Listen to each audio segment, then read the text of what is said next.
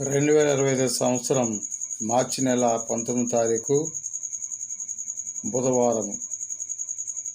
ఈ క్రీస్తు ప్రభు శ్రమణ దినాన్ని ధ్యానం చేసుకునే సమయంలో 13వ రోజుకి చేరుకున్నాం. ఈ 3వ బుధవారం దేవుని యొక్క వాక్యముల ద్వారా మనం బలపరుచుకుంటూ విశ్వాసంతో సాగిపోవాలి. ఈ 3వ బుధవారం బారూకు ప్రవక్త రాసిన గ్రంథం 4వ అధ్యాయం 1వ వచనంలో ఇలా తెలియపరచబడుతుంది. ఈ జ్ఞానం అనే ధర్మశాస్త్రము, దాన్ని ధ్యానించేవాడు ధన్యుడని.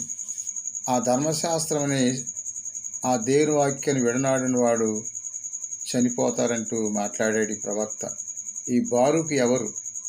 ఇర్మియా ప్రవక్త యొక్క సెక్రటరీ, ఆ ఇర్మియా ప్రవక్త యొక్క శిష్యుడు. ఆయన ఇచ్చిన సందేశం, ఈ బారూకు అనే ప్రవక్త బలమైన మాట చెప్తున్నాడు. చేప నీటిలో ఉంటేనే జీవిస్తుంది, అది ఒడ్డున పెడితే చనిపోయినట్లుగానే దేవుని యొక్క ధర్మశాస్త్రం అనే వాక్కుతో జీవించేవాడు నిత్యం జీవిస్తాడని.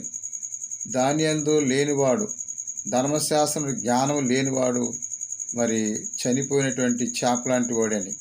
అందుకనే ఈ బారూకు ప్రవక్త దేవుని యొక్క ధర్మశాస్త్రం పట్ల భక్తిని పెంచుకోవాలంటూ, దేవుని విశ్వాసం జీవించాలంటూ హెచ్చరిక చేస్తున్నాడు.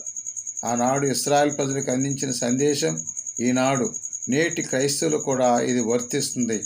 ఈ ధర్మశాస్త్రం వాక్యాన్ని ధ్యానం చేసుకుంటూ దేవుని బిడ్డలుగా జీవించే ఆ గొప్ప ధన్యత అందరికి దయచేయమని మనసారా వేడుకుందాం.